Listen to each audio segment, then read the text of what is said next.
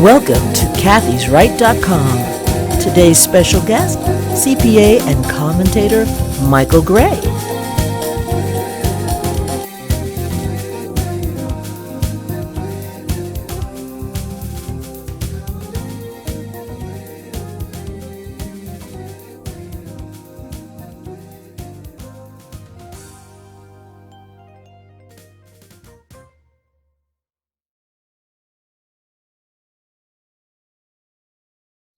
Oh, it's always a risk here. We have construction going on across the street. So, welcome, Michael Gray, a good friend, a fellow Catholic, a CPA. He knows about taxes. Oh, I have some interesting questions about that too, Michael. Welcome. Thank you, Kathy. It's good to be with you. Good to be with you as well. One thing that the reason that I initially thought to have you on my show was because of Kamala Harris. I can't say that without getting Kamala Harris, because she said something before, not during this election cycle, but she's made herself pretty well known to be against the Knights of Columbus. In fact, two judicial nominees, she questioned them about their membership in the Knights of Columbus, as though that was a negative. And Right. she basically said because they're sexist, she said, and what was the other thing? And their extreme stance against abortion. Yeah, I looked up a quote from, I think this is in the Wall Street Journal, an all-male society of Catholic men, were you aware they opposed a woman's right to choose? And she's asking a nominee for federal judgeship. Yeah. As if that was something that should be considered even. But it sounded like a religious litmus test, so to speak, and what do you think? Yes. So I did read that article and some others related to it, and it made me sad actually that in the United States of America, where our laws are all based on a constitution that includes a Bill of Rights, that includes the right to unfettered practice of our chosen religion, that a senator would have the audacity to pose that question. And it wasn't casual, it was a written question, part of the agenda, I guess, of her wing of the party she belongs to. The Democratic Party. Yeah, I've come to some conclusions that I'd never thought I would be so fanatically against the Democratic Party, but I really have become that way because their platform year after year gets more deadly. They seem to be pro-death instead of pro-life. Yeah, they don't call it that, but if you're against the pro-life cause, then you are pro-death. Actually, yeah, you're pro-death. The death of a family, the nuclear family, right? Husband and wife, child.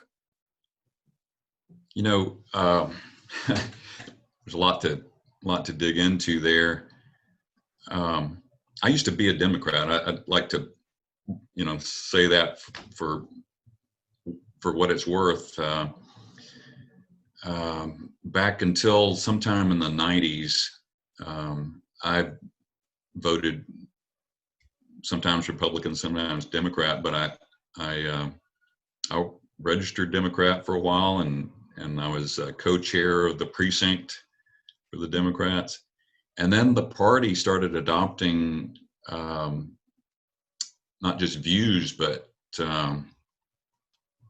positions, and started undertaking efforts to change our culture in radical ways. And I haven't been comfortable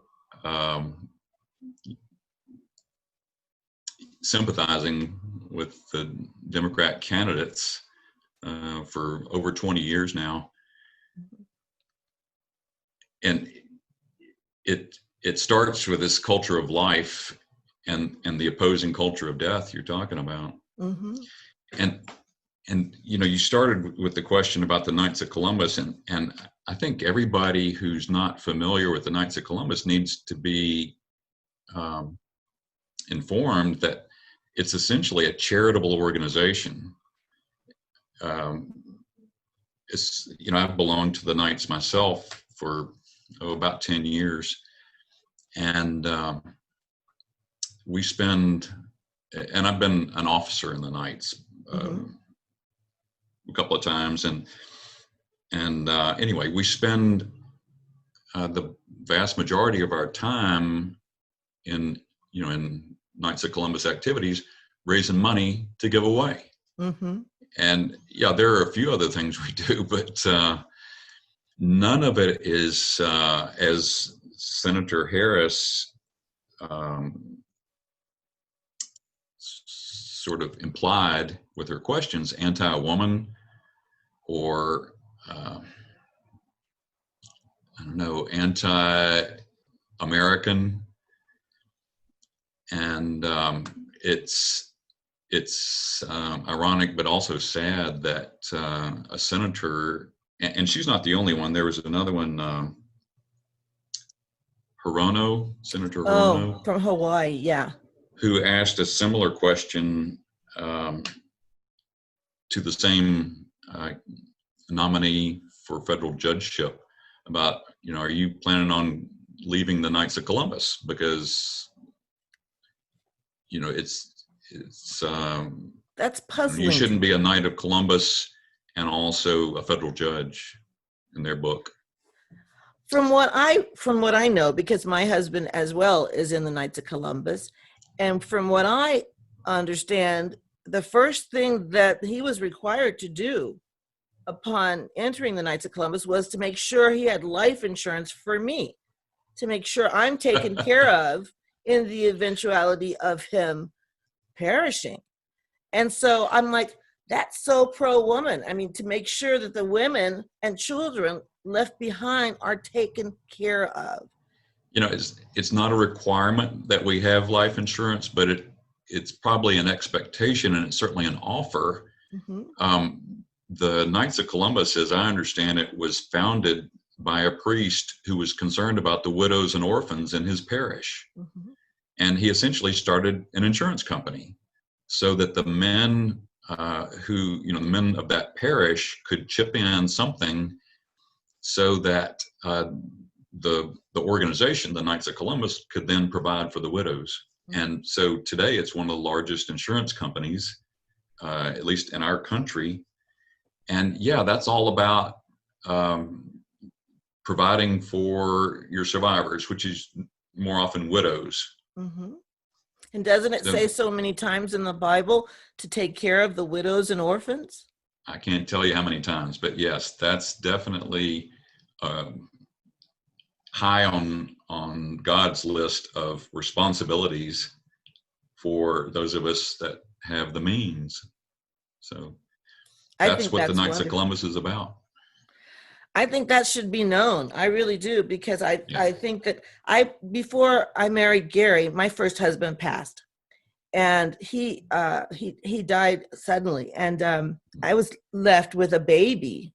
I was a widow, and right. I was devastated because we didn't have insurance. We didn't have, there was nothing to speak of that he left me, because we had just moved to a new state. We didn't have a lot of belongings, and I was devastated. It was like somebody just ripped the rug out from underneath my feet, and I really didn't know what to do.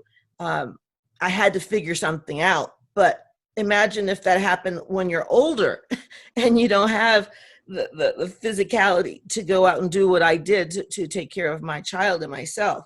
I wonder about that. I mean, there is a need, and nobody ever knows, day to day, if it's going to be your last day. I mean, you don't want to think about it. Everybody wants to live forever. That's what this whole perpetual consumerism thing is about.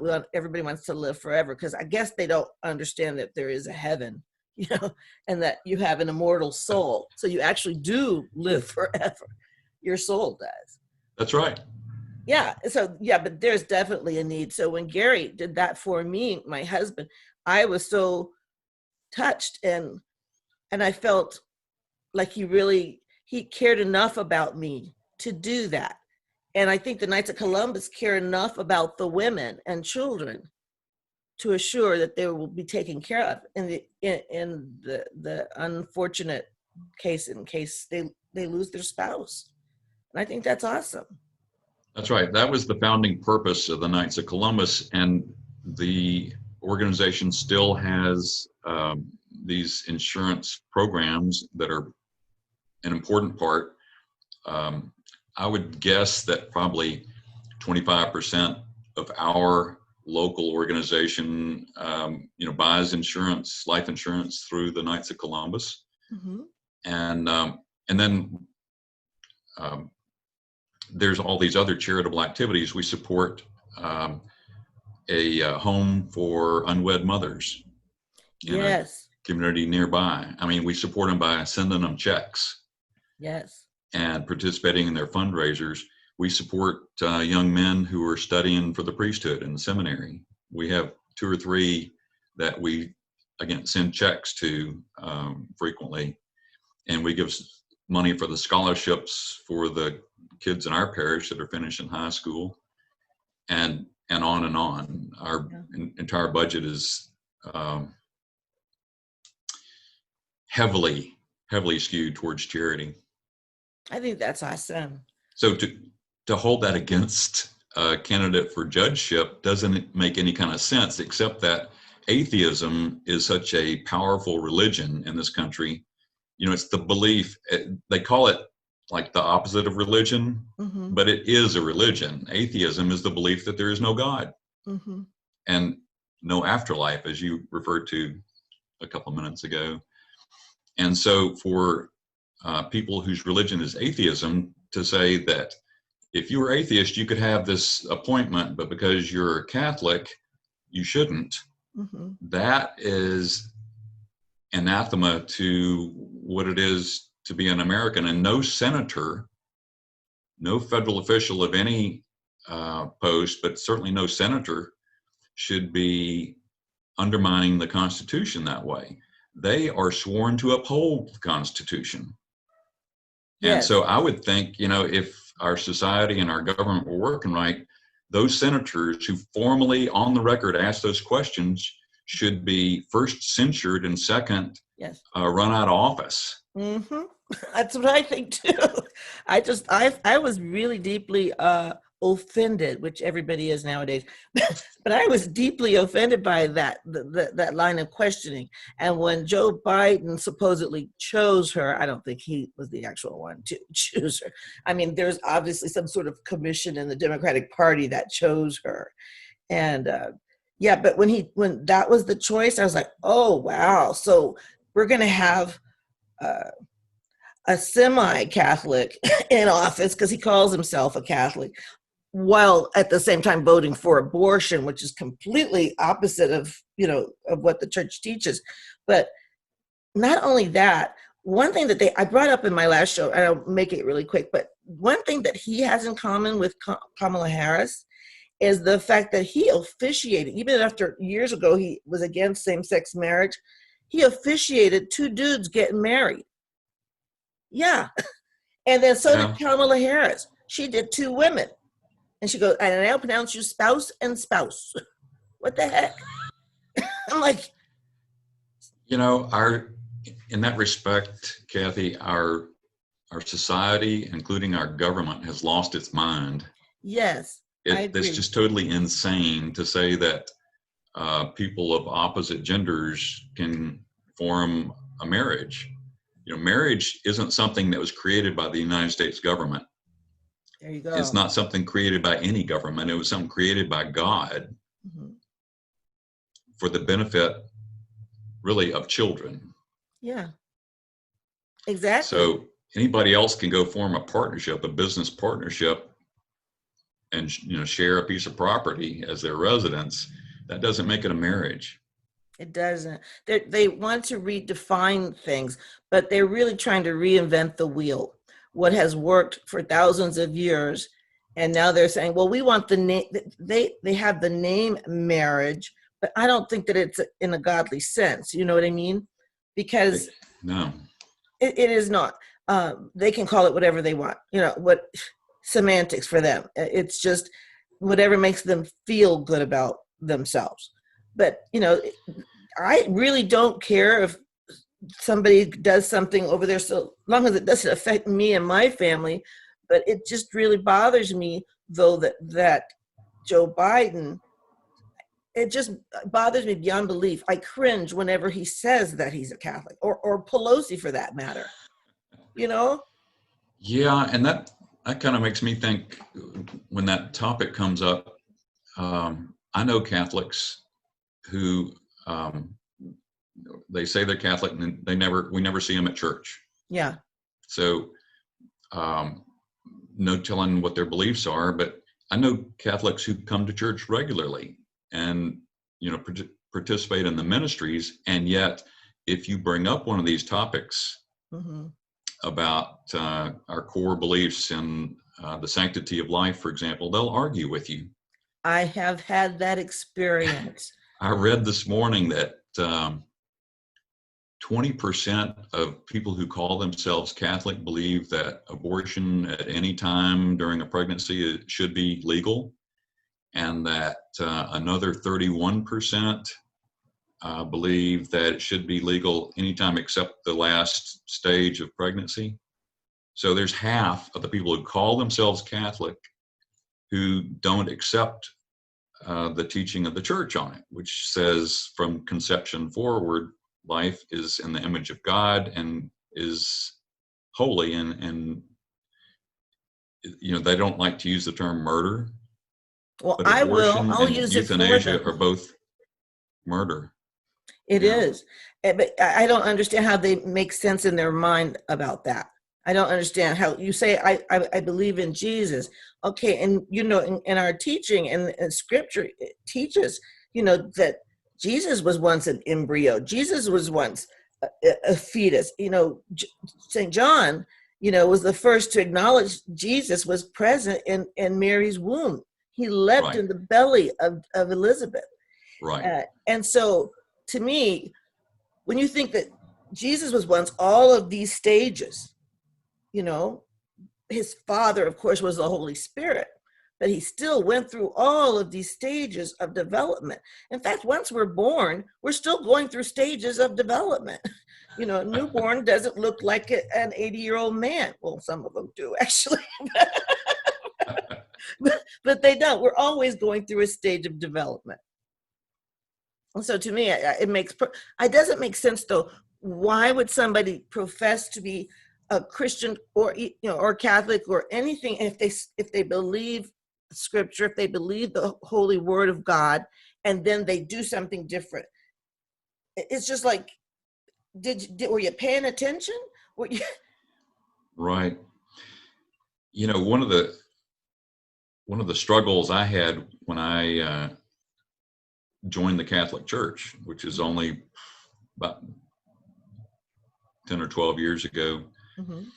I had been a Protestant before that. And when you're a Protestant, you have very little pressure and it's rare to have an explicit requirement from your denomination that you accept any beliefs outside of a very limited statement of faith.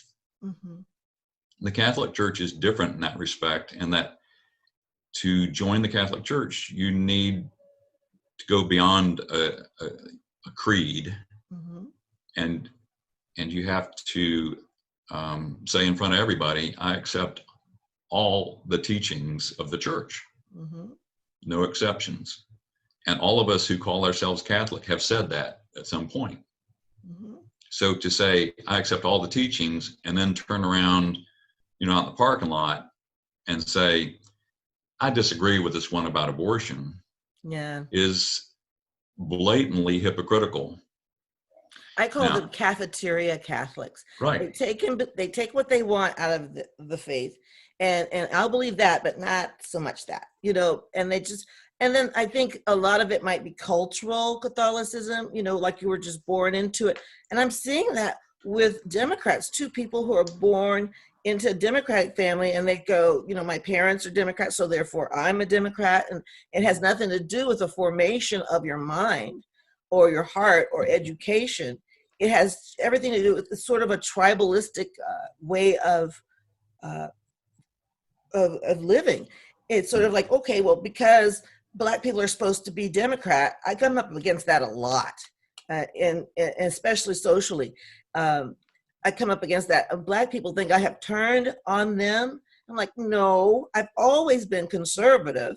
In fact, I would say 90% of my Black friends are conservative, but they'll vote Democrat every time, which makes absolutely no sense to me, because they think that you're not really being uh, true or loyal to your people in some way if you vote differently than the Democrats. And it really has, it's changing right now, that vastly. I'm seeing it daily. There are people who are coming out of that party. They're looking at the craziness. It's insane. They're looking at it and they go, this doesn't match what I believe.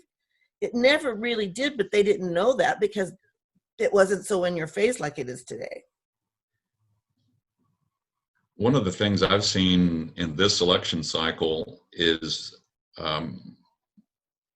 even if the numbers haven't changed, I see more Black Republican candidates. Yeah. There's a young lady named Kim Classic. Have you seen her speak? Yes. And, she's running for, I guess, Congress in the Baltimore. district that includes Baltimore. Yeah. And everybody knows Tim Scott now, Senator Tim Scott. But I'm encouraged when I see Black candidates who are telling other Black people, think about this. Think about which party is helping you and which party is hurting you. Mm-hmm. Because the Democrat Party is making life more difficult for all of us, mm-hmm. Black, white, brown, all shades. And they're doing it in a very sinister and underhanded way. They're trying to destroy the family. Yes. And I have no idea whether, how many of them really understand that that's what they're trying to do. But the steps they're taking are attacking the family. This business you mentioned about calling it a marriage when you don't have one man and one woman. Yeah. And right here in our town, we have homosexual couples with foster children living in their homes. Oh. And, what that's doing is it's making, it's normalizing same-sex marriage. Legitimizing it too. Legitimizing it, and it's undermining the raising and the formation of those children. And not just the ones in that house, but all those who are exposed to it, the kids that go to school with those kids. And so, when you destroy the family, you undermine the church. And I think they're doing everything they can to weaken the church and the church's influence. Mm-hmm. And when I say the church, I'm not talking about just our church, but all the Christian faiths. Mm-hmm. And they're fighting religious expression in the form of monuments, statues, representations of the Ten Commandments mm-hmm. that are in public buildings and public places, crosses in public buildings and public places. The Little Sisters of the Poor, which is, I guess, a religious order. And, so I believe their case is being heard by the Supreme Court right now, where Democrats and Joe Biden specifically mm-hmm. have gone on record saying that they need to be forced to provide contraception and abortifacients through their health insurance policy, even though that directly and overtly contradicts their beliefs. So in Yeah. other words, they don't have the right to operate in this country with religious freedom. Even a religious group, a religious order doesn't have the right to operate according to their beliefs. So what chance does my business have? Mm-hmm. If I were to stand up and say, we're not going to prepare tax returns for same-sex couples, Mm-hmm. how long would I be able to keep my license? Oh, they'd be after you. Yeah. They'd be after you. Yeah. I can't do that to my family and my coworkers. Yeah.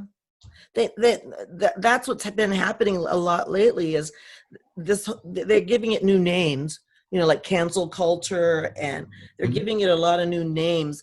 But if you go against the flow of left leaning, I don't even want to say the word virtue, whatever they Well, believe. political correctness. Yes, that's what it is.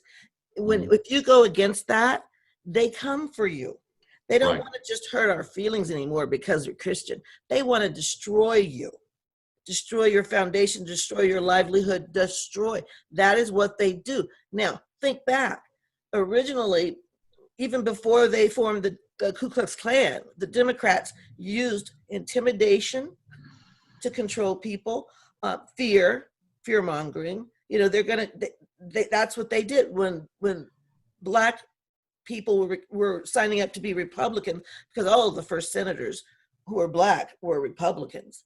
Right. But when that was happening, they had this thing in Opelousas where so many people were hung, Blacks and whites, for the simple reason that they were trying to sign people up to vote. And at the time, they made it illegal for Blacks to even own a gun, which is our Second Amendment right. So Right. they used, and I forget how many people, it was like 200 people, maybe 150 people were hung in one weekend in Opelousas, Louisiana. They call it the Opelousas Massacre. I have Wow. family from Opelousas. And that's our true history. Now, when I first read about that massacre, I found it pretty quickly on the internet, right? So I go back and I printed it out. So I go back to the internet because I wanted to show it to, send it to my kids so they understand this is what really happened, and now they've cleaned it up. They say they don't even say the party of the people that were doing the massacre, doing the hanging, where originally it was all pretty blatant and right there. But now they really have cleaned it up to make it sound like it really wasn't, Democrats that did that. It really wasn't. It was just these racist people. Serious. But that's what they were doing. And they were signing Black people up to vote, not necessarily Republican, but they were going to probably be voting Republican. But Yeah. that was the gist of that massacre. So that Louisiana has a very rich history. But I will not forget how they covered that up on Google even. That is crazy. Yeah. It's distressing when you think about the revision of history. And, we criticize it when it's the Soviets doing it Mm-hmm. or the Maoists, but it's probably being done on a pretty wide scale in this country right now. Yeah, it is. And that's what these riots are doing. That now they're spilling in these riots that the Democrats don't talk about, their whole convention, like it's not happening really. And so people are terrified. People have lost their businesses and houses have been burned down. Buildings have been burned. Cars have been burnt. People have been attacked, killed. And they say nothing, silence. They said nothing about it because it was on their people from their side of the aisle. That's why they didn't say anything about it. Had it been somebody from the right side of the aisle, they'd have been all over it. But that's just the media. Yeah, they've demonstrated that when there have been even protest marches from people whose opinions they disagree with, and they jump all over that. They vilify it, like they did the guy from the kid from Covington. Right. Remember that? You know, Oh, I do. Sandman, Nicholas yes. Sandman. Oh, I Yeah, like him because he I spoke last night at the convention, at the Republican convention. I was so heard proud. about it. Yeah. I think his parents ought to be really proud of him. Well, I'm sure they are, and I'm proud of him. And I hope that doesn't follow him around. You know, people can view his his behavior there as a badge of courage or as of shame, I thought it but was it's really great. unfortunate for something like that to follow a kid around when he's 18 or 17, whatever, when it happened. And we all need to be able to leave our childhood behind when we go out into the professional world. So I hope that doesn't follow him around. But Let's hope apparently, he'll be wealthy enough that it won't bother him so much. apparently the CNN commentators who spoke between each of the presentations in the convention last night had some very unkind things to say about him. Oh, I didn't check them out yesterday. Sometimes I do just to see, how they're going to spin it. You know, Right. that's what they do. They just spin everything. Right. But what did they say? You know, I only heard it secondhand, but apparently one of them, is it okay to repeat something secondhand? I haven't verified this. I do all the time. I'm not. That's why I preface my show by saying I'm not a reporter. I am Okay. not. I'm a Well, conversationalist. So anybody who's curious should just go look at the CNN, comments on Nicholas Sandman's presentation. But I was told one of them called him a snot-nosed kid, and Oh, the I other heard one, that. I heard that yeah, one of the commentators on Fox said that someone from CNN said that. So yeah, it's unfortunate they would do that to anybody. But then, and the other one said, yeah, I was watching to see if he presented any good defense for himself. As defense if, for himself, yes, like he as if it done. hadn't already been settled in court. CNN paid a large sum of money for their defamation suit, you know, brought by the Sandmans. And, they didn't learn their lesson, apparently, because they're still defaming him. Well, once in 2024, when Trump is out of office, they will probably go under because they won't have anything to talk about. They really they will. That's all they do is I hate Trump. Do you hate Trump? Yeah, we all hate Trump together. It's like a hate club. And it's not just I hate him, but they tell lies about him on a daily basis. Yes, and they're very obvious. I mean, it's like so easy to find out that that's a lie. What they say. And yet people are still buying ads. Companies are still buying ads on CNN. Well, So. I don't understand companies. There's a bunch of companies that donated to Black Lives Matter. I'm thinking, are they crazy? Really? I mean, don't they realize that that they're Marxist group bent on destroying our government, our country, our families? Yeah, I don't understand it. I don't it's understand. not good business, but they're doing it. I think that they think that it makes them look like they care about Black people. I'm just going to put it, it's true. It makes them look, because they have this great slogan. I wish I'd thought of it, Black Lives Matter. It makes people feel good about themselves because I care about Black people. Well, really? I'm like, that is so lame. But had I thought of it, I would have made some money off of it too. Well, Black lives do matter. There's no arguing about that. So then it becomes a challenge to figure out, well, what is the group really about? Because you can't dispute the virtue in the name. Oh, there's a lot of virtue in the name. Babies matter though too. Old people matter. That's racist, people matter. Yellow people matter. All of the people matter. But they get mad when you don't say it the way they want you to say it. That's another control thing. I'm a retired soldier. Mm-hmm. And so I pay attention to some of the news about the military. And I read recently that the Army has a sort of a diversity training program now, and they're teaching, among other things, that it's racist to say that all lives matter. Yeah, a woman was shot, Mike, for saying that. A woman was shot. She was engaged. Literally, the protesters had been passing by and saying Black Lives Matter, and she said all lives matter. And she was with her fiance, who is an Hispanic man, and she said all lives matter. And so apparently, when they got to the bridge, one of the members or protesters, peaceful protesters, turned around and shot her in the head, and she died. Mm. And she had a little 3-year-old. I hadn't heard that story. There's a lot of them, but they don't get reported. But it's Right. barbaric what they're doing. And It is. to kill somebody for saying all lives matter, extreme. Yeah. So But I'll how say do we all get lives there? matter. I'll say it. I mean, I'm getting to the point where, I'm politically incorrect all the time now. I feel it's my duty to be politically incorrect because I am so sick and tired of people being scared of saying things. They're scared Well, of. that's what it boils down to. It's courage. If you have courage, then you can speak the truth, and otherwise you can be politically correct.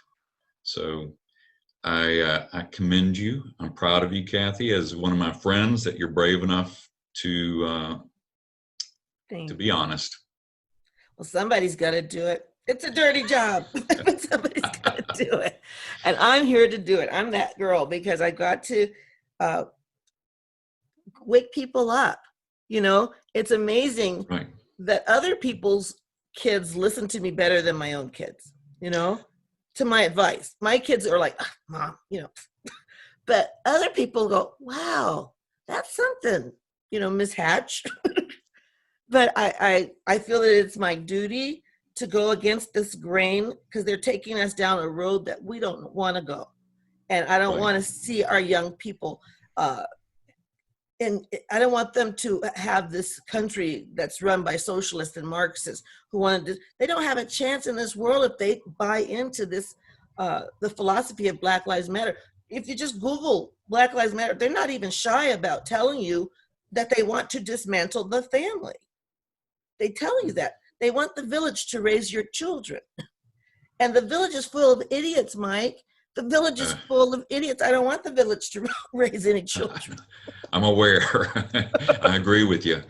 Hey, you just reminded me of something else I wanted to mention. I'm reading a book called What's So Great About Christianity? Mm-hmm. And it's written by a gentleman named Dinesh D'Souza. Oh, I and I love recommend him. it to you.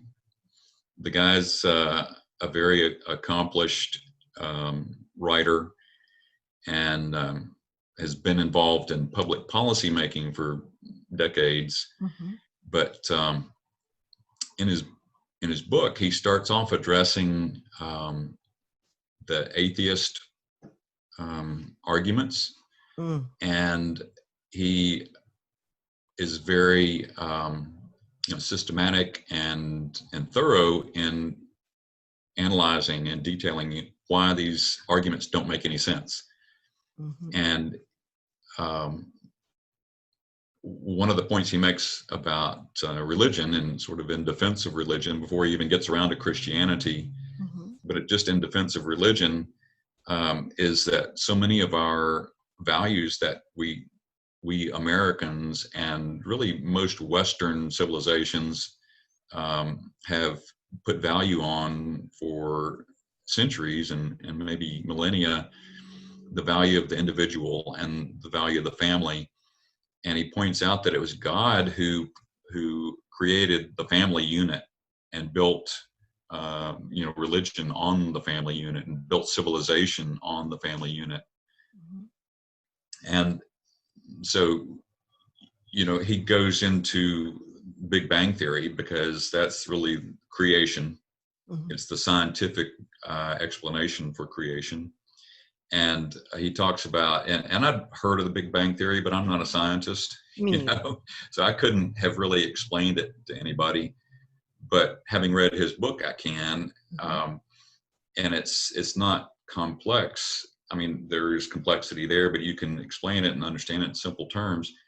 When astronomers developed telescopes that were powerful enough to be able to see outside our solar system and see the galaxies that are multiple galaxies all moving in different directions, but all coming away from a single point. Mm-hmm. The ones that are farther from that point are moving faster, which is why they're farther away. They all started at the same point at the same time. The ones that are moving slower haven't gone as far. The ones that are moving faster are farther away, but they're all moving from the same point. And so all the matter that can be seen and all the energy associated with that matter is coming from the single point at the single time. And I think he says it's, well, anyway, so that the physicists like Einstein and some others, Newton, converged in their theories with the astronomers.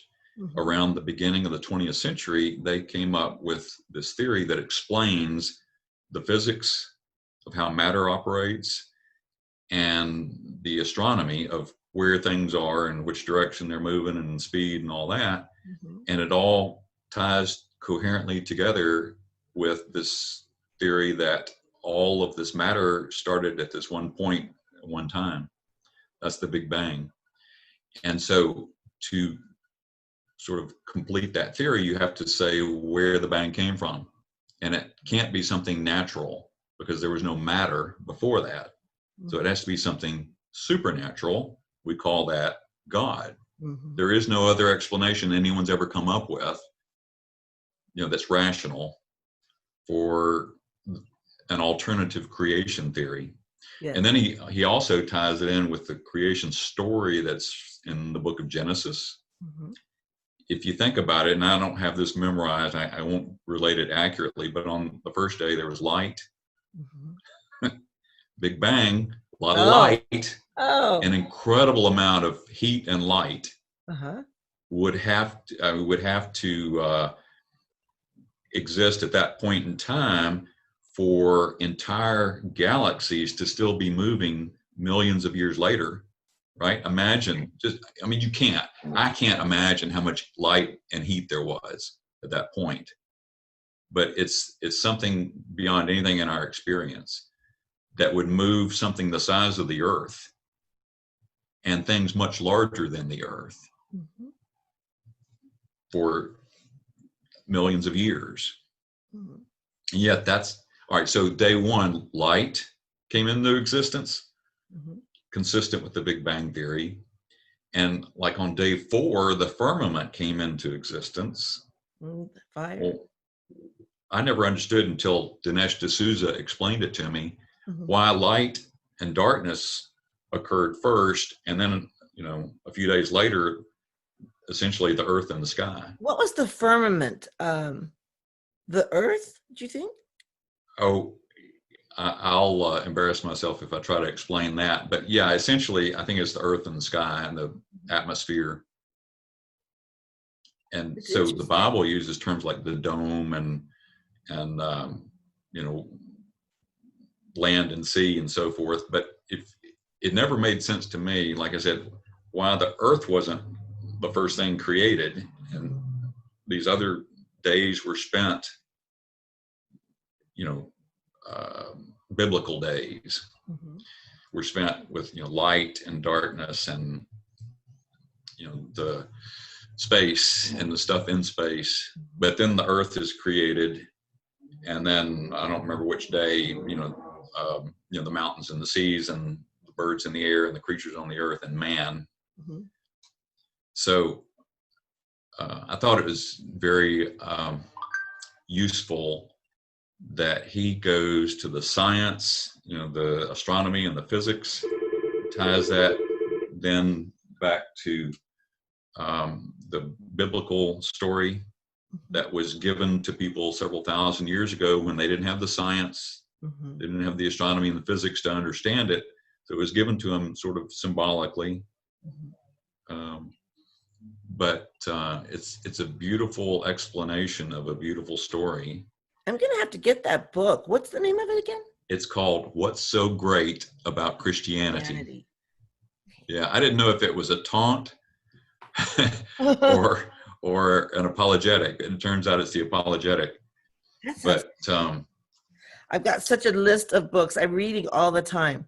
And I've started that too. And I asked our parish priest the other day if he was familiar with this book, and he's not. And I said, would you be interested in reading a copy if I got you one? And he said, sure. So I'm going to get Father Raj a copy of the book. I love Father Raj. He's such a good priest. He's really like legitimately a holy person. I mean, it's just in my heart of hearts, I just know it. And he worked with Mother Teresa, you know, in India. I don't think I knew that, but I'm not surprised. Yeah. He actually gave her communion. Wow. To a saint. Yeah. There's a lot to Father Raj and what's going on over in India. In fact, my show is actually on in India somewhere. My podcast is Dios, I can't pronounce it, Savajan, something like that. But my show's on in India. Congratulations. Yeah, I was surprised. It's pretty mind-boggling, isn't it? I'm thinking, who in India cares about what some little old lady in Lago Vista thinks, you know? Well, it's a good thing there are people who are interested in what you have to say, and I understand there's a pretty strong Catholic population there. Yes, they're going through a lot of trials right now. Of course. They're trying to take away the churches that have been there 1,500 years. Father Raj was telling me about it. He said that you know the I don't know if it's Hindu, but whatever that group is, but they're just radical, whatever that group is, you know, and they're coming to trying to take away these Catholic churches, saying that 1,500 years ago they weren't acquired legally. Now, how are you going to disprove that? And there's been like miracles even happening. Some of the churches that they have tried to burn down would not burn. I mean, there's some interesting things going on in India, but yeah, there's kind of a war going on there, spiritual in nature. So I think that's what's happening in our country as well. It's a spiritual war. And I join all my Christian brothers and sisters in praying for this country, because we need God bad. I keep thinking, you know, what's it going to take, God, before you come back? Because it's getting really ugly. Yeah. I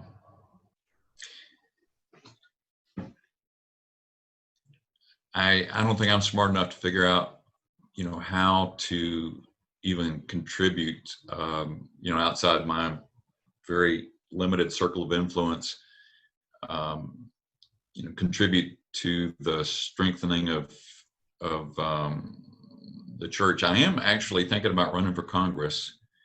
Oh, not because I think Congress is going to solve our problems, but because the process of running for office, I know from running for city council a few years ago, it involves public speaking.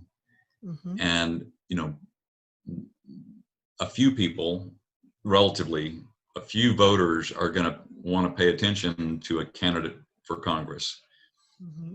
People showed up when I was running for city council, and I'd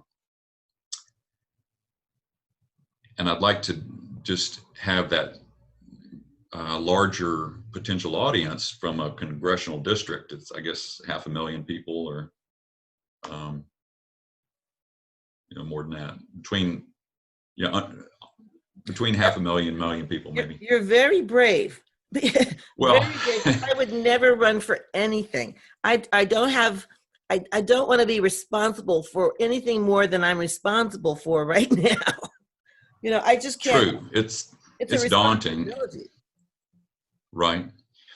But and it's not that I think I have all the answers. I don't, and that's part of why it's daunting to even say I'm going to run for Congress or run for any public office. But I think the solution for our country is people need to turn back to God. I It's agree. throughout the Bible. If you read the Bible, God's people, turn to God. They are saved by God over and over, and they're grateful to God for a short time, then Yes. they turn away. And I used to think that's so irrelevant. Our country is a Christian nation, and you hear that gratitude to God everywhere you turn. Well, when I was a kid, that was true. Not so much in the 80s and the 90s and this century. Mhm. In fact, expressing gratitude to God gets, an odd look now if you're outside of church. Yeah, that's a shame though, because I mean And that if you live a life of gratefulness, I've been adopting that into my prayer life, and because mhm, I am so grateful, you find out that you don't really need that much. When right. you're grateful for what you have, you don't need that much. This whole pandemic with the mask and everything, I stopped buying clothes because I'm like, why would I buy clothes? I look ugly with that mask on. Nothing's gonna make that mask look better. So Right. I mean, why buy more clothes? I've got a closet full of Well, clothes. hey, let me just throw this out, Kathy, since you mentioned the mask. Mhm. I'm very uncomfortable with masks. I think with 98, 99% of us healthy, the reason for the mask is to show that you're afraid. Yes, I agree. And so yeah, in a sense, it does make you safer. Just like doctors have always worn masks in surgery. Hmm. I get that, but we're not in surgery, Hmm. and it's part of that political correctness to wear your mask. So yesterday I went to choir practice, and in um, the foyer of the church, that's not the right word for it, but The in north end. that entrance area, there's a table that has some literature on it. I picked up the order from Governor Abbott that Yes. we're all supposed to wear masks. Mm. And I started reading it to see if there are any loopholes. I'm a tax accountant. Oh. I specialize in loopholes. And so I was looking to see what there was. There's one for church. Uh-huh. If you are obtaining or dispensing religious services, you're exempt. Really? Yeah. And there's about, I don't know, 10 or 20 different exemptions. Hmm. So I would encourage you and everyone else out there to look at the governor's order. I think it's GA for Greg Abbott, GA 29, Hmm. and it's from July. And it lists those exemptions from the requirement to wear masks. And I'm it gonna look. says that you can be fined, but only if you've ignored the first verbal warning. Oh, that's So, interesting. I'm gonna look into that. Are you familiar with the California wealth tax that they're trying to get pushed through the government there? Oh, mhm. I maybe I'll have you on another show and talk about it because it's really a doozy. It hasn't passed yet, but they're really once they start pushing for it, they're going to reintroduce it in another form or fashion. But they're talking about taxing your entire wealth, not their income, but everything that you own. You're already taxed on any already, but they want another tax on top of that all of your wealth, your house, everything that's already taxed. So it's going to be double tax. Not only that, Mike, they want to be able to tax you if you move out of California, change your resident, they want to tax you for another 10 years. Oh my goodness. So that's like that's what people do. Like if you move from Mexico here, they can still tax you. That's something you do country to country, not state to state in the United Well, States of America. But I saw that I said, I can't believe they're even considering that. But they do that, in Europe. Like if you lived in Switzerland and you moved to Paris, Switzerland still wants their money, but not state to state in the United States of America. But that's what they're doing. They're saying that you made that money in California, and so they don't want you taking it with you. well, it doesn't belong to you.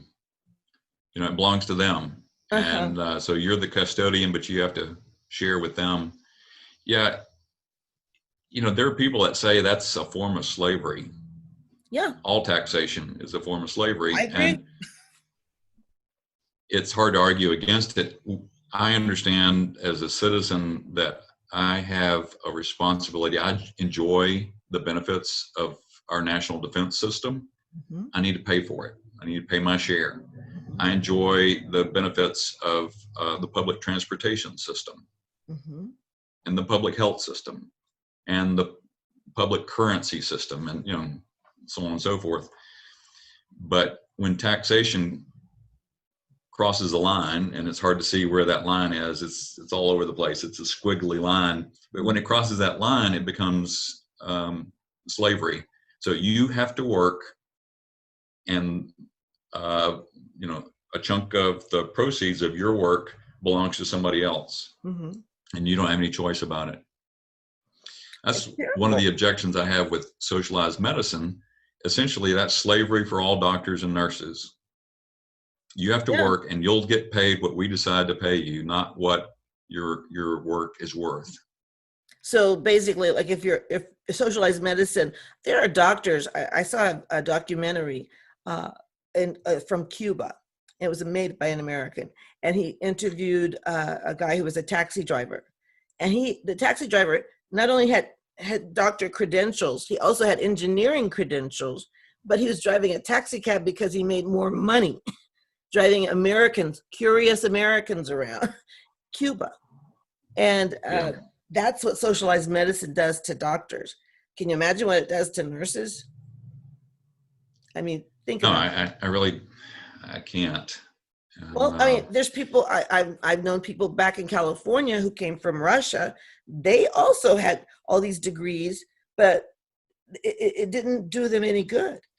I used to think, America will wake up and vote away the nonsense, but when the news media, by and large, got on board with the Democrat Party and the Marxism that they're essentially promoting by undermining our elected president, our Trump 2020, I'm going to be voting for him. our family. When the news media is on board, I'm not sure the American public is going to wake up in time.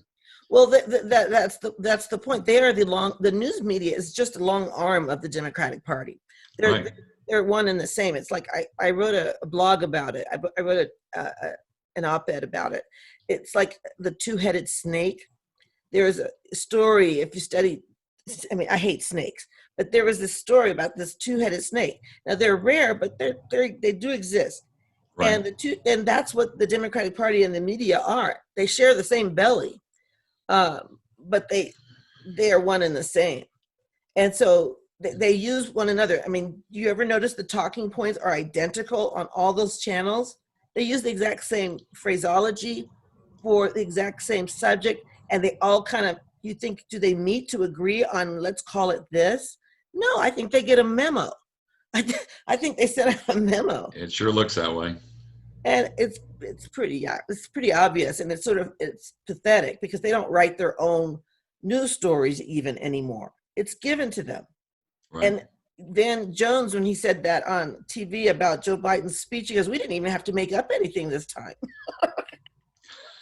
I'm like, that lays it right out there for you, right there. I'm like, and he still has a job. He gave them away. So with the news media aligned with that party and all the damage they're threatening to do to our culture and our nation, It's extortion, what they're our threatening. only hope is God. Yes. And we need to be praying. And that's one of the things I'm mad about, people on their knees in solidarity. You should be on your knees to Jesus. Get on your knees to Jesus, not for some Black Lives Matter crap. You get on your knees and you pray to God for this country. That'll change things. I don't think one single person is going to come away from watching these riots and all the damage that's being done and say, you know what, after watching all of that destruction, I'm no longer a racist. It's not going to happen. No, It's not. I In don't fact, think that's the way it you works. might make people more racist because they see this damage. You know, it makes me scared of young people. Well, Speaking of racism, I saw a story.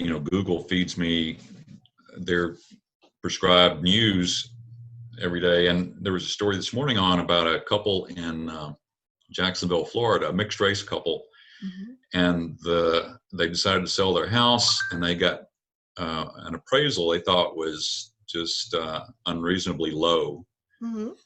and they remembered a lot of tension when the appraiser came into the house, and he had met the white husband out in the front yard. Everything's fine. He goes in and meets the black wife in the house. Suddenly things are tense, and they end up getting this low appraisal. So they decided to do an experiment, they called it, Mhm. and they removed all of the what they call black art, black literature off the shelves in the family pictures, Mhm. and replaced it with stuff they thought was white. And Did they they use had the photos that came with the frame? I guess they just got rid of all the photos, but the artwork that they put up in the literature, they said they put Shakespeare and stuff Uh-huh. on the shelves.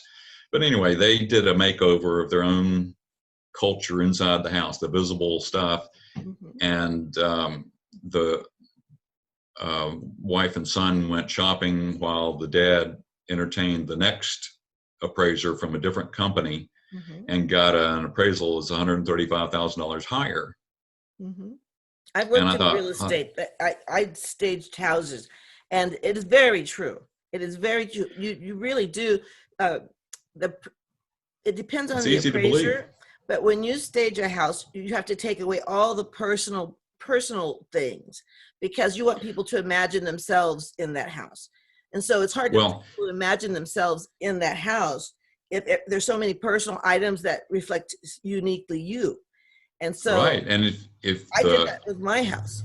the big message of your house is I'm a racist, Hmm. you got to expect that to affect people's appraisals, whether it's a formal, real estate appraisal or just their personal appraisal. Hmm. And, your racism can go, several different ways. Oh You yeah. know, if you went into a house, if you're an appraiser and you go in a house and they got Confederate stuff all over the place, big Mm. Confederate flags and portraits and statues and books and so forth, It how can you skews the not mind. draw the conclusion Yeah. that they're not worried about stepping on the feelings of black people? And not just black people, there are a lot of white people that are offended by the Confederacy. Mm.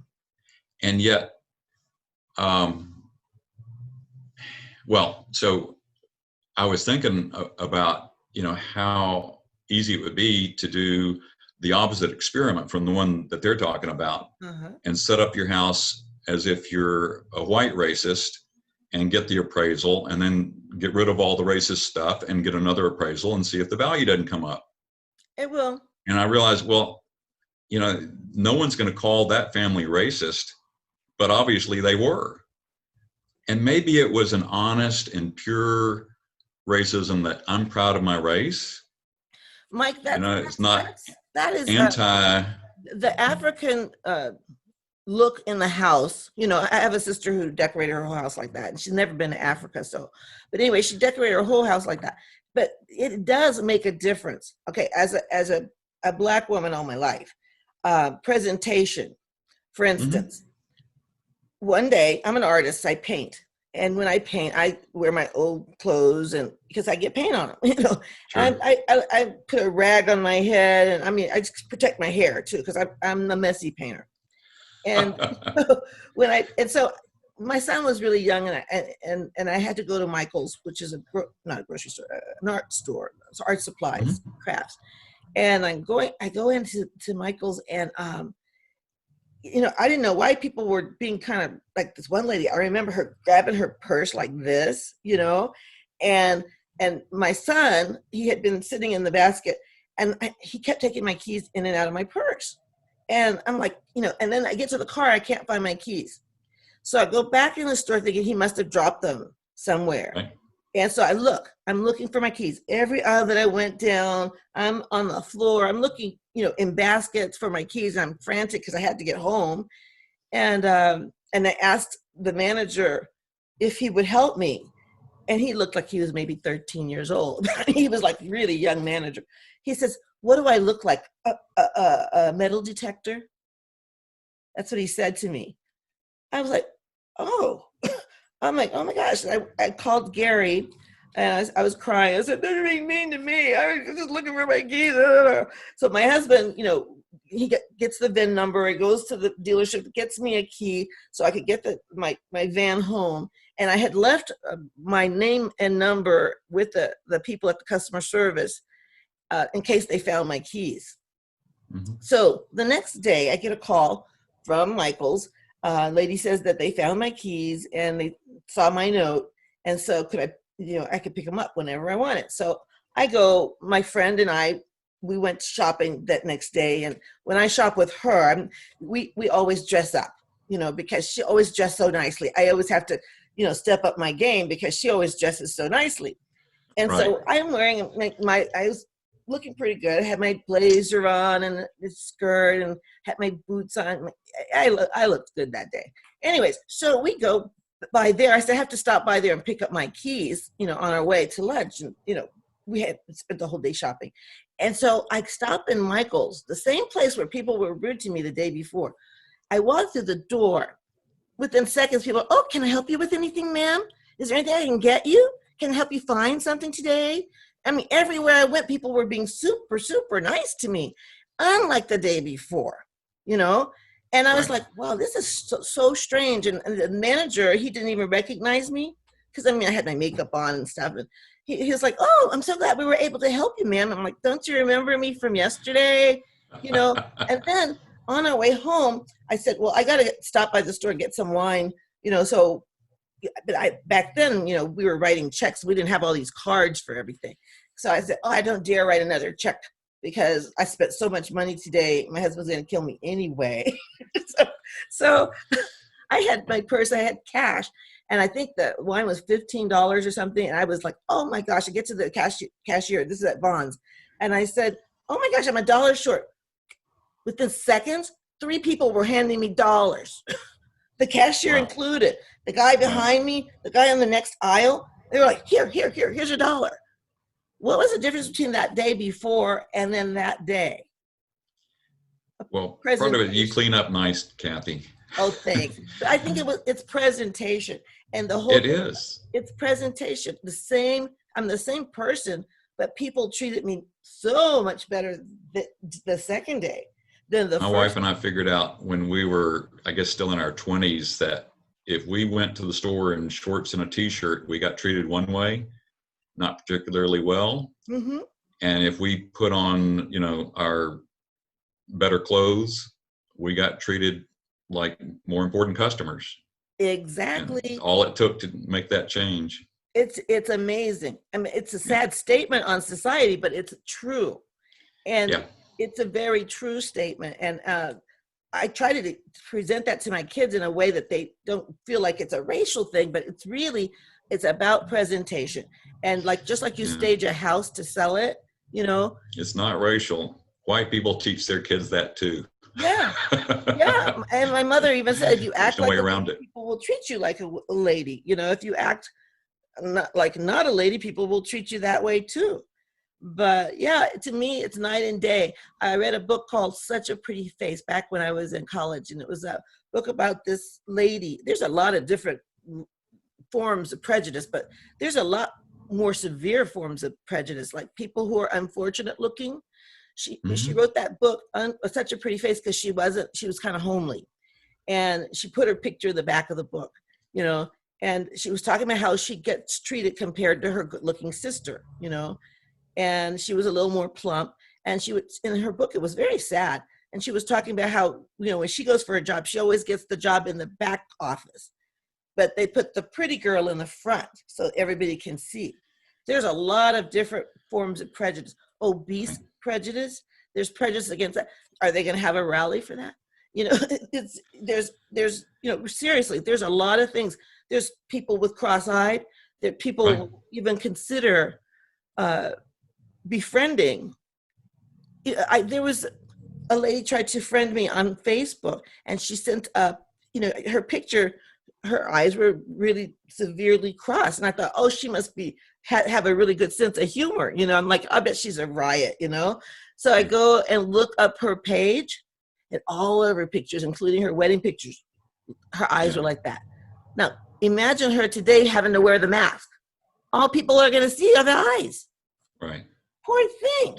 You know, there's a lot. Can you imagine? Do you think she's going to get a job in the front office of something? Well, I don't have to struggle to imagine that. I had a I'm just crossed eye saying. when I was a kid. Mhm. People have to look beyond just the skin thing, because I've been treated royally places. I mean, in fact, when I went to France, I got to play on Prince Albert's volleyball team, you know, because, but there are, if you looked around Prince Albert at the time, and he was young before he's now, but all of his friends were good looking, Mm. not a fat one amongst them. Yeah. You know, not really. It's a lot of presentation. And now I can look really bad. In fact, that's why I think my husband's a saint, because I've woken up, I look like Don King. You know, when I wake up in the morning, my hair is like this, and my kid must be out of his mind. But presentation, I can't emphasize it enough. People, even though we'd like the world to be different, we'd like to think everything was fair, it's not. It's Right. it's just not. There was a man in El Cajon, and this happened the same week that happened to me. It was El Cajon, California, and he walked into, I think it was a Wells Fargo. I'm not sure which bank it was, but he walked into the bank, and he was just like a hobo, looked like he hadn't bathed. You know, he was on the radio. That's how I heard about it. He said they told the story. He walked in, and the guard said that they didn't want any trouble here. You know. Right. That's what the guard said to him. So he took all of his money. He wanted all of his money out of that bank. And it turned out they didn't have enough cash at that bank, because that's how much money that man had. Because they treated him so badly because he was dressed so poorly. Right. And they had to, I don't know how they ended up, but he switched banks. Guess they had to write him a check. Yeah, they didn't have enough cash at that bank to give him all of his money that he had in that bank. But that's a statement on society. People go by appearances way more than we like to think. And it's, you know, you think about racism, I see a whole different side of it. I see it so completely different. I see a widespread animosity. Like, for instance, if somebody looks or appears to look Muslim, I know a lot of Christians that probably won't go to their store, you know, just to be honest, they think they're Muslim. It happens. You ask somebody, I mean, there's Chaldean people who tell me about how some Christians have treated them thinking that they were Muslims. And they're Chaldeans, which makes them Catholics, really, Christians. Right. Well, you know, we have those Palestinian Christians that visit our church, or they used to be there every year. I haven't seen them lately. Mm-hmm. But, you know, I went to Saudi Arabia for a little war we had back in the 90s, and I got kind of a worse opinion of Arabs in general from that experience. Mm-hmm. And it was strange to hear and see these gentlemen come. They were coming from Bethlehem, mm-hmm. and they look and sound like Arabs. Mm-hmm. And in my mind, that means Muslim, but, you know, some Arabs are Christian, mm-hmm. and these Arabs were Christian. And, you know, it was kind of a mental epiphany for me to treat them and regard them and think of them as fellow Christians, which they are. Yeah. Because what I saw was Arabs. Right. But your mind had already settled in on, okay, so that's who they are. So I have to be careful. You know, for instance, after 9/11, the first time I had to catch a plane after 9/11, I didn't want to sit next to a brunette. I'm not kidding. You had to either be black like me or blonde. I was not going to sit next to a brunette after 9/11 because I didn't know if they were going to be. It's terrible, but I've gotten over it. But it was, you have to think about that 9/11 just like cut me like a knife, and Right. I just felt horrified, and I was leery, and whether it was justifiable leeriness or not, I'm just saying human nature goes there. Human nature, when you have a terrible experience, you associate people who look like that person of that experience with that experience. And I think Mhm. that might be a natural way of protection, maybe something that we're kind of like, if you're hurt by a certain thing, then you're going to be scared like if you got bit by a dog as a child or were attacked, then you're going to be scared of dogs for the rest of your Mhm. life. Right. I saw A that movie. survival mechanism, right? It's a survival mechanism. So a lot of people really think that they are prejudiced, and they actually aren't. They just never knew a person of another race. And I've seen that happen over and over. They never experienced a friendship, but all they have heard or seen was negative, negative, negative. Now I'm leery of people with buns, because I keep seeing those rioters, you know, with the man bun. I Oh, yeah. Yes. I'm like, oh my gosh, what's with the bun and those skinny pants? But it's just, that's what they're presenting themselves. And so they're going to have a hard time living past what they're doing. Right.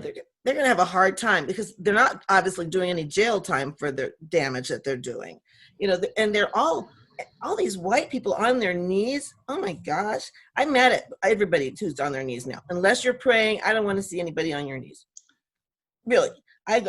That's why I was questioning about Nancy Pelosi.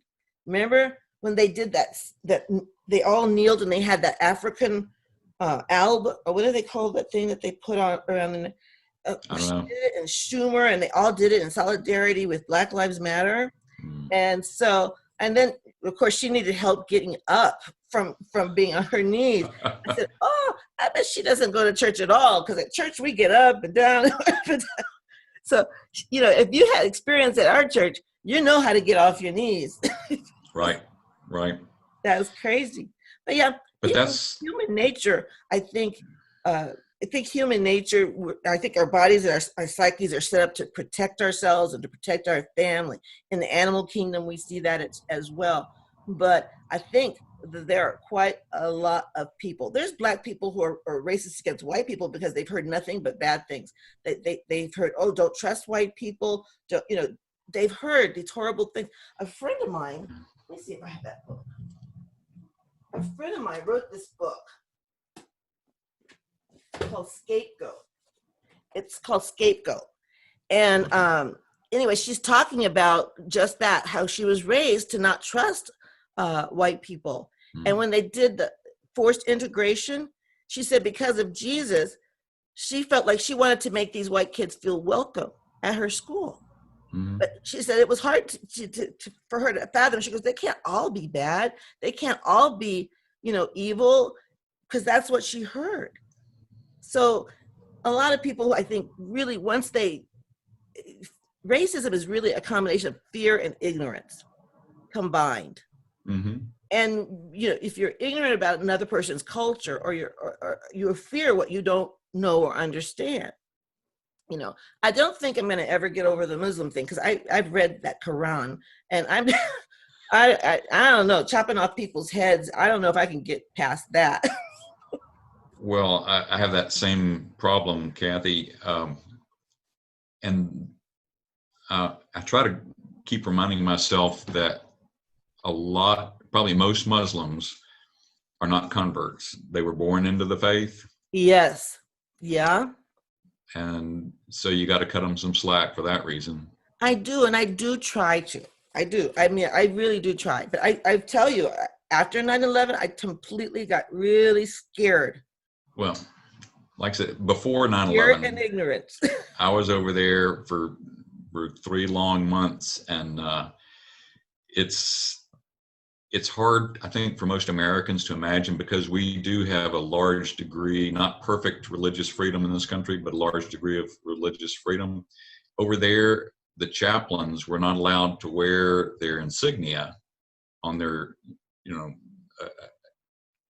an Army officer wears his rank on one collar and his branch insignia, his job insignia on the other. Mm-hmm.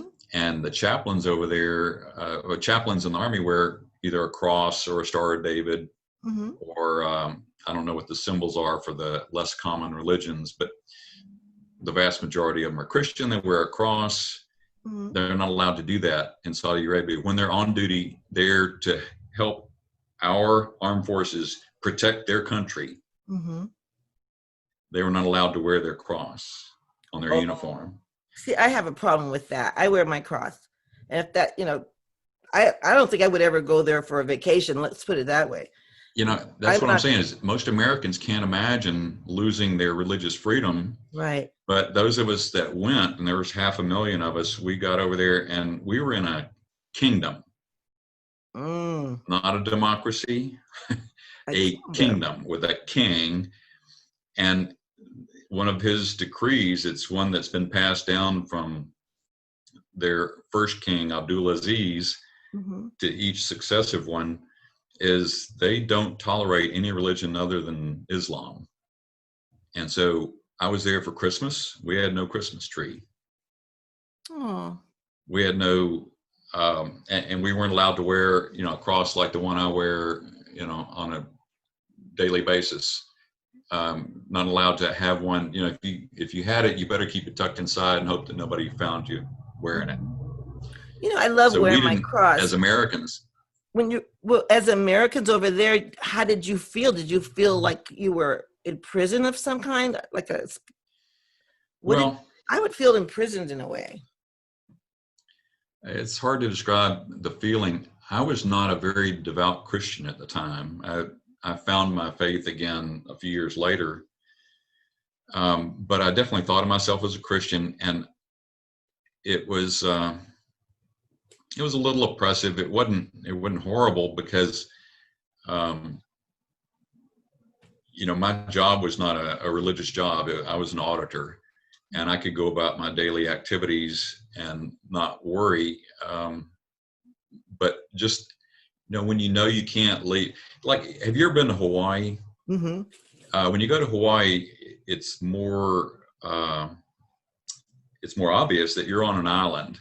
Yes. And you really can't leave unless you arrange for an aircraft or a ship to take you. You can't walk away. Right. Now, most people aren't going to walk, out of the county they're in, but you're also not restricted to that county in the same way. When you're in Hawaii, you can't leave the county. Right. Without, depending on some transportation system. Mm-hmm.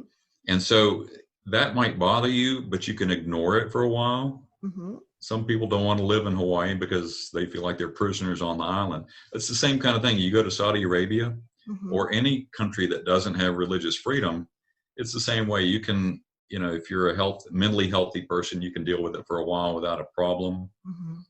But you just have to be aware you can't practice that aspect of freedom while you're there. And you darn sure don't have freedom of speech. Oh my gosh. And I'm a talker. I wouldn't last 2 days there. I wouldn't last 2 days there. I find that when I wear my cross, like I should wear it more often. I have a St. Benedict cross, and a Benedictine cross. But I love when I do wear it because I wear it to church. But if I'm somewhere else besides church and I still got it on, I find I hold myself more responsible for my behavior because I'm wearing Jesus here. I'm a depiction of Jesus. And I feel like I have to behave myself better. I'm less likely to shoot the finger at somebody because I've got my cross on now, I'm thinking maybe I should mentally wear that cross all the time. Yeah, I know I'm a better driver because I have a Christian radio station sticker on the back of my truck. Oh, is it the Relevant Radio or? Right. Yeah, I love Relevant Radio. Yeah, I've called into their shows before. Have you? Yeah, I used to do it all the time. One time, this one show, I called in like every day, and they said, "Okay, Kathy, you only can call once a week now." They rationed you. Yeah, I'm a Catholic today because of Relevant Radio, and EWTN Oh, I radio. love that. Yeah. Slightly different set of programs, but also Catholic. I warn people, you might like it, but it might convert you. So watch out.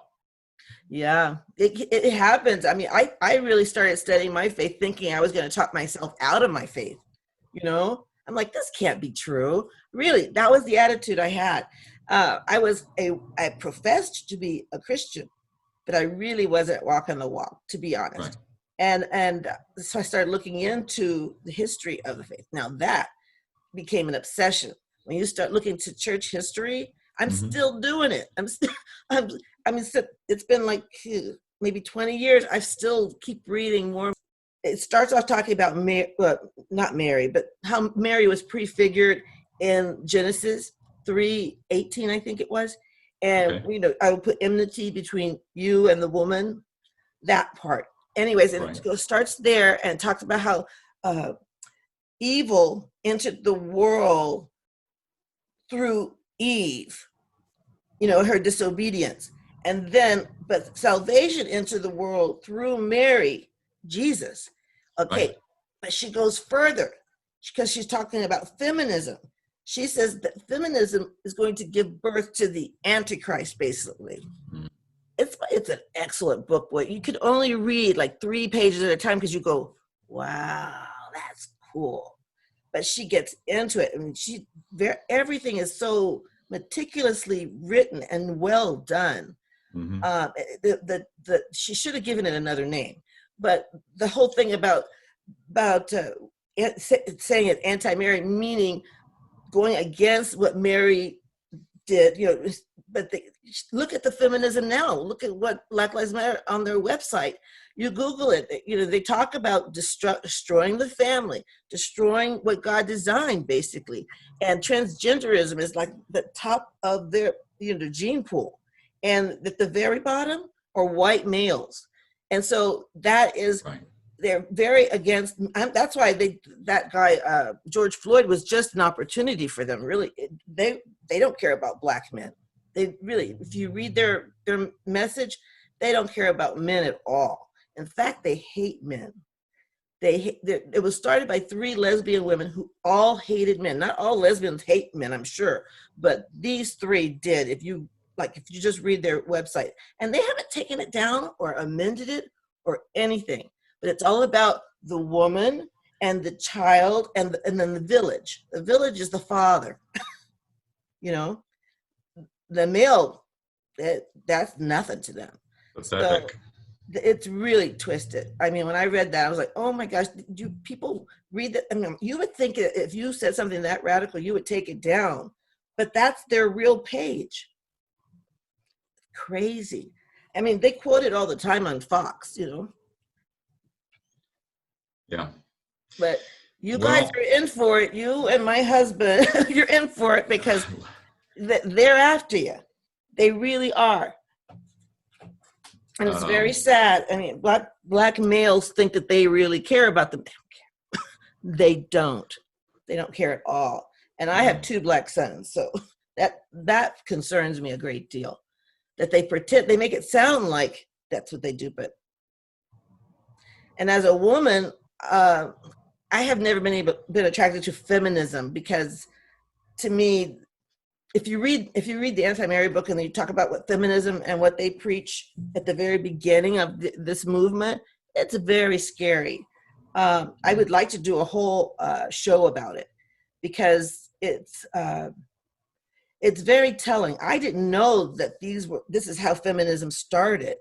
I didn't know those things. These are historical facts that she lays out in this book.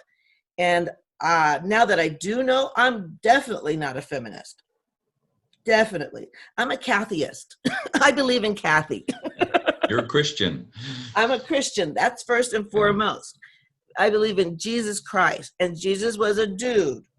So, right. Not just a dude. That's why I don't think women should be priests. Jesus was a guy. He was a male. God made him a male for his very own reason. We should just go with that, because instead of trying to reinvent the wheel and try to change everything, that bothers me to no end, because the ability to have children and have and is a great power. That's power enough for me. And I don't need anybody advocating for me. Right. Well, I think, God understands us better than we understand ourselves. I Yes, it mean, does. as a whole, mankind doesn't understand mankind as Mhm. well as God does. And God set some things up for us, for our benefit. Yes, he And when did. we try to undo those things, problems happen. No Yes, surprise. that's exactly it. Whenever we try to replace God, all hell breaks loose. It's a Literally. good way to put it. It's a good way to put You it. know, that was actually the premise of the Jurassic Park. Oh, yeah, Yeah, because that's they were right. playing God. They were bringing back the dinosaur, and the whole, moral of the story of Jurassic Park was that, you know, Right, when you try to play God, all hell breaks loose. right, And right. it will again if we're not careful. It will. We need to um, start to say we need to be praying. We need to pray unceasingly. That and the easy prayer that I go to on a daily basis is, um, "Your will be done on earth as it is in heaven." The Our I know Father, that's the right prayer. thy will be done on earth as it is in heaven. Oh, I love that prayer. My one of my favorite daily prayers is the Holy Spirit prayer, but I do the short version. Come Holy Spirit, fill the hearts of your faithful and kindle in me the fire of your love. That one I do 3 times before I do a lecturing at church. I always say that because Good. it works because it takes it off of me. Right. You know, when I first started lecturing, I went up there and it was a long one, and I did the reading from scripture. And after church, people go, "You are so good. You should do that all the time. You were just so good." And my head kind of got big, big, big, big. I'm like, "Oh, I'm just so good." And then the next time I lectured, I walk up there and I couldn't put 2 words together. Yeah. It didn't even sound like the Bible. And I came home and I cried, and I called my sister. She teaches lectures at her church, and she's in charge of that at her church. And she goes, "Kathy, you have to pray to the Holy Spirit before you lecture, and she goes, that way, if you mess up, it's the Holy Spirit's fault. It's not your fault." And so I'm like, "Okay, you Yes. got this, Holy Spirit. Maybe may the people hear you and not me. Because if they hear me, they're going to be all messed up. But if they Right. hear the Holy Spirit speak, ask God to use me as a tool, use me as whatever you want me to be, God. And that's what's going to happen." And I trust it. And it seems to work out. As we should expect. Right. Yeah. Well, I'm going to run. I'm so glad you were able to join me on kathysright.com, because I'm always right. And Kathy's always on the right, too. So I thought that name was sort of catchy. But I really enjoyed having you. Say hi to your wife for me, Jackie. Thank you, Kathy. I will. And thank you for inviting me. I enjoyed it much more than I expected to visit with you. And Oh, look forward I'd to love seeing to you at have you on church. again sometime and talk about that wealth tax if it passes in California. I doubt it'll pass, but it has a good chance because it's pretty much run by liberals. Anything can happen in California. Yeah, but I don't think it'll make it to the Supreme Court, though, because think about it. Somebody's going to sue. You can't have control of somebody's money for 10 years, you know? I don't know. I I'll know. do my homework. Yeah, find out. I wonder if they've even voted on it yet. But I just found out about it last week, so I'm sure they haven't actually. The guy was on. Was it on Tucker, or he was on Fox? The guy who's one of the writers of this bill, and he was just saying, Wow. "Well, they made all that money in California." That whole thing. It's kind of scary. You know? Yeah. All these companies are leaving California now, coming here. And that is probably why they're doing that, to discourage people from taking their businesses out of California. Right. Well, it'll be interesting, won't it? Yeah. Okay. You have a wonderful day, and thank you. Make sure you tune in and subscribe.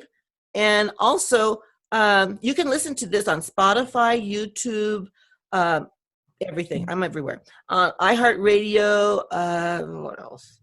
I have a list somewhere. It's a whole bunch of stuff. That's I just so impressive. I just keep going and going and going. I have this sign up here that says, God Creator, you take it. I take care. You take care of the quality. I take care of the quantity. So I just keep going, and God will take care of it. Well, keep doing God's work, and you'll go far. Thank you, Mike.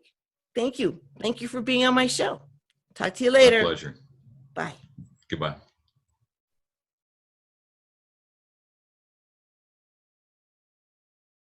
Thank you for watching and listening to Kathy'sRight.com. Don't forget to subscribe. Bye.